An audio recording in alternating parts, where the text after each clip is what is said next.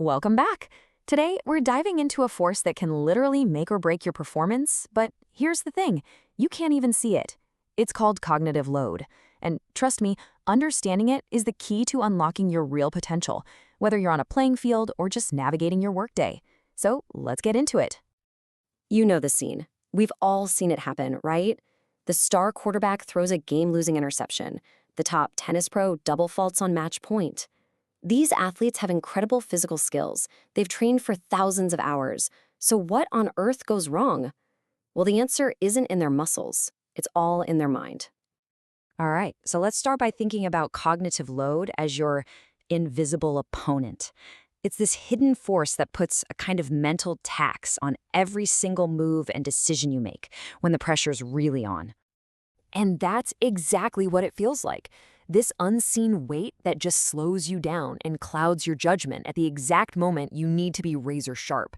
This mental fatigue, it's just as real and honestly just as draining as any physical exhaustion you've ever felt. So let's put a clear definition on it. Cognitive load is pretty much the total amount of mental work your brain is trying to do at any given time. In a high-stakes game, your brain is juggling the crowd noise, the opponent's strategy, your own game plan, your physical movements, all at once. That's a lot to handle. So what's actually happening inside your brain when you feel like you're in a slump? The science behind this is absolutely fascinating. Let's break it down. Under stress, your brain's processing power basically slows way down. That split-second decision you can normally make without even thinking, suddenly it feels like a complex math problem, and by the time you've worked it out, the opportunity is gone. And what's really wild is how this all creates a downward spiral. A slower reaction time leads to poor judgment. That poor judgment causes you to make a mistake you'd never normally make, that bad pass or that missed shot. And then, if you're already physically tired, this whole cycle just gets magnified. Look, we're all familiar with physical fatigue, right? Your muscles are sore, you have no energy, but mental fatigue is its sneaky cousin. It doesn't make your legs ache, it makes your decisions terrible. It doesn't drain your stamina, it drains your clarity. And that can be way more devastating for your performance. Okay, so that's the problem. It sounds pretty grim, but what's the solution? Well, thankfully, the best athletes in the world have figured out a playbook for managing this pressure, and we're about to look right at it.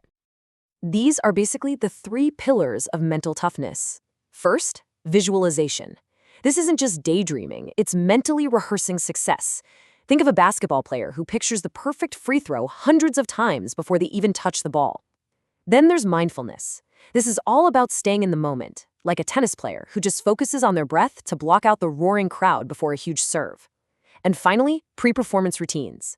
They create control when everything feels like chaos. Doing the same warm-up, listening to the same song, it tells the brain, okay, it's go time.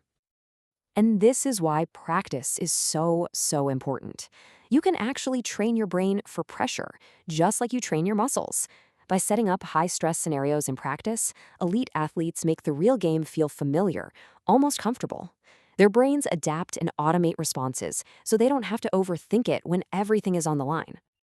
Now, the great news is you don't have to be a professional athlete to use any of these techniques. Here's a simple training plan that anyone can use to build up that mental sharpness. Think of this as a workout for your brain. You can add drills into your day that force you to make quick decisions. You can challenge your reaction time with apps or games. But, and this is probably the most important part, you have to schedule recovery. Just like your muscles, your brain needs downtime to repair itself and get stronger. That means making sleep a priority and taking actual breaks. I mean, think about it. We would never dream of skipping a rest day for our bodies after a tough week of workouts. We need to treat our minds with that exact same respect. Mental rest isn't being lazy, it's being strategic. It's when your brain processes what it's learned and recharges for whatever's coming next. Now, let's zoom out for a second, because the ability to manage cognitive load isn't just for athletes. It's basically a superpower for navigating modern life.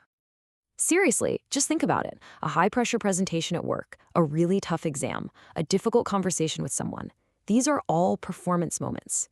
By learning to manage your mental state, you can handle stress better, be way more productive, and just make smarter, faster decisions when it really matters. So, I'll leave you with this one question. We spend so much time and energy honing our skills and strengthening our bodies. But our mind?